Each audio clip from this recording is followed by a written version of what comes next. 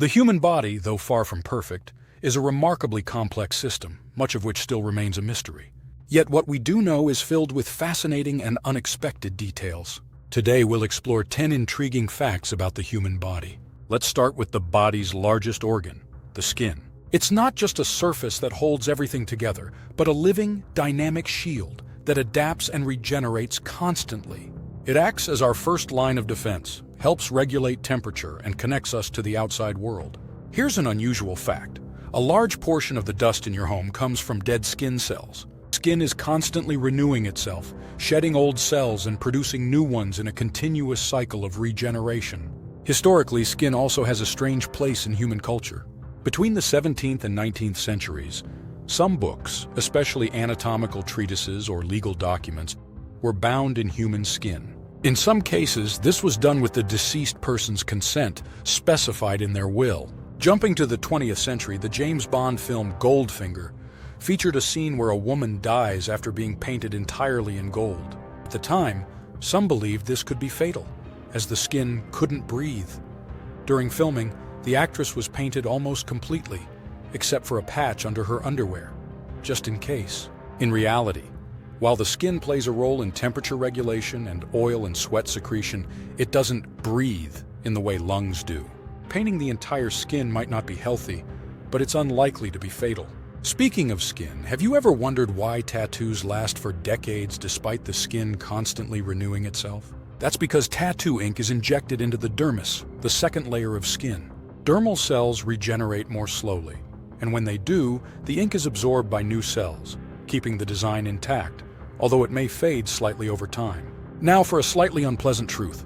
Microscopic mites live on nearly every human skin. These tiny arthropods, relatives of spiders and scorpions, dwell mainly on cheeks, foreheads, ear canals, and around the nose. They usually cause no harm, but in large numbers they can trigger a skin condition known as dermatocosis. These mites feed on dead skin and sebum, playing a role in the skin's ecosystem. Modern technologies are evolving rapidly. Today, neural networks can diagnose illnesses from symptoms with a precision close to that of real doctors. While this doesn't replace medical professionals, it certainly enhances their capabilities. This growing field is powered by data scientists, the people who build and train AI systems. Back to biology, why are humans mostly hairless compared to our primate ancestors? The story dates back millions of years. When early humans began walking upright, less of the body was exposed to direct sunlight, reducing the need for a full-body fur coat.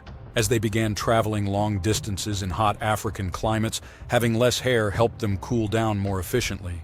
Humans also developed the ability to sweat more effectively than most animals.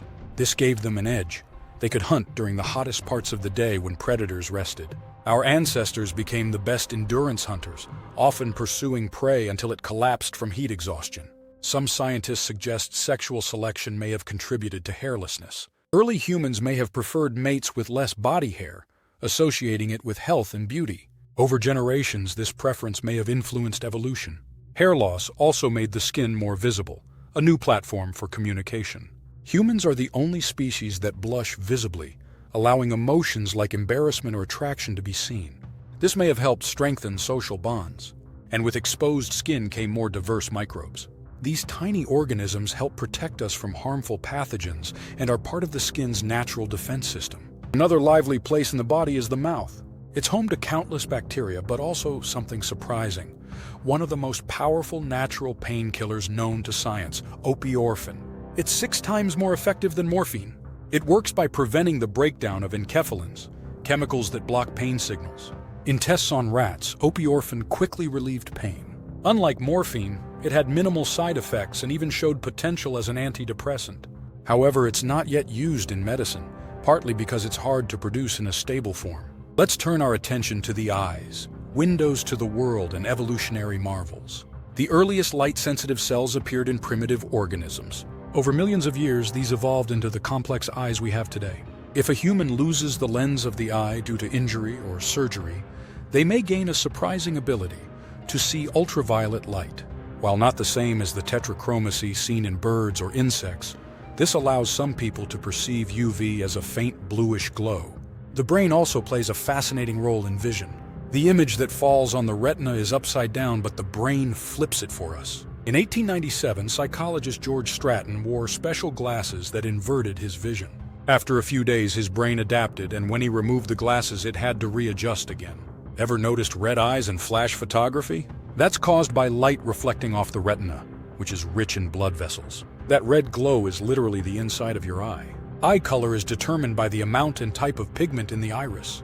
Brown eyes contain more melanin, blue eyes less, and green eyes have a mix of melanin and a yellow pigment called lipochrome. Some people have two different colored eyes, a condition called heterochromia. It can be genetic or result from trauma, disease, or medication. Have you ever looked at a bright sky and seen floating shapes like little worms? That's called vitreous floaters. The vitreous body, a jelly-like substance inside the eye, sometimes forms clumps or strands due to aging or stress. These cast shadows on the retina and appear as floating specks. Though usually harmless, they can be distracting. Your stomach produces about 2 liters of gastric juice per day, mainly during meals at a rate of roughly 30 milliliters per minute. It's acidic enough to dissolve metal, yet your stomach doesn't digest itself thanks to a protective mucus layer. If that barrier breaks down, it can result in ulcers or gastritis. Some materials, like plastic or hair, resist stomach acid and pass through the digestive system undigested. A French performer named Michel Lotito became famous for eating non-food items like rubber, glass, and even an entire airplane over 2 years, a feat made possible by his thick stomach lining and high acid tolerance. Not all DNA in our bodies serves a clear purpose. A large portion of our genome is made up of so-called junk DNA, remnants of old genes, viruses, or random mutations. It's estimated that up to 90% of the human genome consists of non-functional or redundant sequences. Birds, by contrast, have far less junk DNA, likely because lighter genetic material gave them a survival advantage in flight. In extreme situations, the body reveals unexpected capabilities. There are documented cases of people lifting cars under extreme stress, a phenomenon driven by adrenaline. One powerful example occurred in 1982 when a woman lifted the rear end of a car to save her trapped son. The vehicle weighed over 1.5 tons, and she held it for several minutes until help arrived. Adrenaline can temporarily enhance strength and speed, particularly in high-stress situations like emergencies or when a loved one is in danger. The body's fight-or-flight response can unlock seemingly superhuman abilities. Another strange reaction occurs in extreme cold. As hypothermia sets in, people sometimes begin undressing, feeling intensely hot. This paradoxical undressing, along with a tendency to crawl into confined spaces, may be ancient instincts from animals that hibernate, an unconscious attempt to find a safe place to die. Lastly, there's the mysterious phenomenon of terminal lucidity. In the final days before death, some patients with advanced neurodegenerative diseases suddenly regain clarity, recognize loved ones, and speak coherently. First documented in the 19th century, this phenomenon challenges our understanding of the brain. One theory suggests a final surge of neurotransmitters and hormones may temporarily restore function in key brain regions. The human body is full of mysteries, from its evolutionary past to the hidden powers it holds under extreme circumstances. Every layer, from skin to DNA, tells a story.